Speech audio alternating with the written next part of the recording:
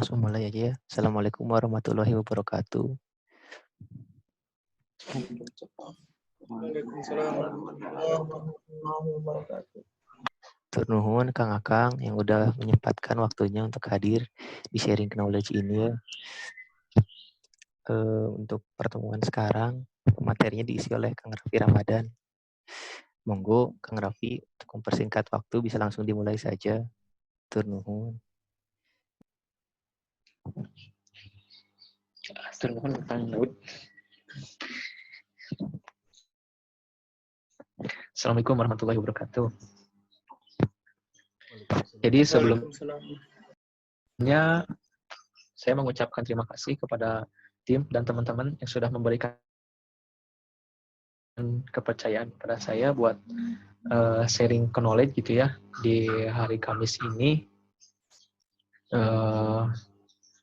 Pada hari ini saya akan coba sharing ya tentang Ubuntu server. Sebentar saya coba share screen dulu.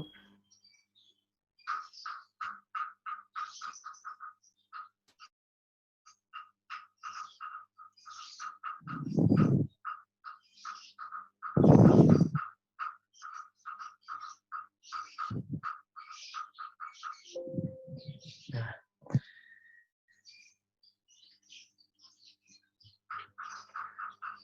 Jadi pada materi ini saya akan coba membawakan tentang sharing tentang Ubuntu server. Nah, di sharing ini saya akan coba menjelaskan dengan bahasa yang tidak terlalu teknis mungkin ya, biar bisa semuanya bisa mengikuti gitu. Jadi untuk pembahasan ini lebihnya bukan ke sysadminnya gitu ya, tapi ini lebih ke pengenalan aja gitu. Biar kita kan aplikasi itu didasarinya oleh sistem operasi Linux kan. Nah, maka dari itu kita akan coba biar lebih kenal lagi sih dengan Ubuntu atau sistem operasi yang kita pakai gitu ya. Nah, untuk agendanya ini saya ada beberapa agenda yang akan saya bahas. Yang pertama tentang struktur direktori Linux. Nah, struktur direktori Linux ini kita akan coba belajar tentang struktur direktori Linux itu apa aja sih. Kalau misalkan di Windows mah ibaratnya C-nya lah. Kalau di C-nya kan ada program file, direktori user, atau direktori my dokumen segala macam. Nah, kalau kalau di Linux itu kayak gimana? Nanti kita akan bahas di sini. Nah, untuk yang kedua yaitu manajemen startup aplikasi. Jadi untuk manajemen startup aplikasi ini kita akan sharing, belajar gitu ya, gimana ketika kita menjalankan sistem operasi Linux, dari mulai awal pencet tombol power sampai muncul tombol login itu apa aja sih prosesnya gitu. Nah, yang ketiga itu tentang manajemen paket. Nah, tentang manajemen paket ini mungkin teman-teman udah nggak asing gitu ya. Kalau misalkan teman-teman yang pakai Linux kan udah biasa tuh, misalkan install apa, apt-minget apa. Nah, itu kita akan coba belajar tentang itu gitu ya. Di situ juga ada terkait tentang dependensi, terus format paketnya apa aja. Kalau di Windows biasa kita dikenal dengan ekstensi.exe. Nah, kalau di Linux apa gitu. Nah, itu untuk seri manajemen paket. Lalu ada juga tentang manajemen service. Nah, manajemen service ini kita juga sering pakai, terutama kalau misalnya ada case gitu ya di klien, misalkan ada loading lambat, lemot misalkan. Cara cepatnya biasanya kan restart Apache. Nah, biasanya kan service Apache 2 restart. Nanti kita akan coba belajar lagi gitu ya.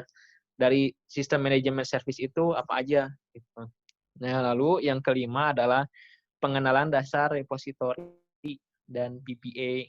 Nah, repositori ini bagaimana kita misalkan mendownload aplikasi atau misal menginstal aplikasi. Nah, kenapa sih aplikasi ini udah bisa langsung ada di Ubuntu-nya? Nah, nanti kita akan belajar tentang repositori dan PPA. Lalu yang keenam kita akan coba belajar tentang dasar-dasar command line gitu ya. Ini command line sederhana sih sebenarnya yang mungkin kita juga butuh gitu ya. Ketika misalkan kita lagi ngoding atau misalkan lagi buat source atau nanti, nah kita akan coba sharing tentang command line yang udah biasa kita pakai gitu. Lalu nomor 7 ada manajemen user dan grup. Jadi manajemen user group tuh kalau ibaratnya mah teman-teman ketika misalkan login ke 13 kan punya login user masing-masing gitu ya. Misalkan login usernya Daud misalkan, terus login usernya Kang Rohman misalkan. Nah, itu nanti kita akan coba bahas. Terus kenapa kadang ketika misalkan ngedit sesuatu, ngedit file, kenapa ini nggak bisa permission? Nah, nanti kita akan coba bahas di situ. Nah, terus ini tentang manipulasi teks dan file. Nah, sebenarnya ini ada banyak gitu ya, cuman saya akan bahas salah satunya aja gitu ya. Nanti tentang cat. Sebenarnya masih ada set, short, masih banyak lah sebenarnya. Cuman kita salah satu aja yang mungkin kita biasa pakai juga. Nah, untuk nomor 10, tentang pengkompresan dan archive. Nah, tentang pengkompresan dan archive ini, biasa kita juga sering pakai juga ya. Kalau misalkan kita mau narik DB atau narik source, suka di kompres dulu biar kecil. Nah, itu nanti kita akan coba gitu ya. Lalu yang ke-11 itu ada tentang cron job atau cron tab biasanya kalau kita sebutkan, dan schedule misalkan auto posting misalkan yang suka dimasuk ke cron tab, misalkan nanti kita akan bahas cara penggunaan cron tab itu seperti apa. Lalu berikutnya ada remote access. Remote access itu kayak kita SCP, SFTP, kita SSH, terus SSHFS itu gimana gitu. Nanti ya mungkin ini diperdalam lagi. Untuk selanjutnya ada sharing file. Nah, ini kita biasanya kalau misalkan mau ngoding juga kan biasanya masuk dulu nih ke Samba ke 13. Nah, nanti kita akan coba bahas juga di situ. Nah, untuk terakhir ini untuk monitoring dan maintenance. Sebenarnya ini hanya gambaran aja sih. Biasanya kalau misalkan ada case di lapangan itu apa aja sih yang harus kita lakukan gitu.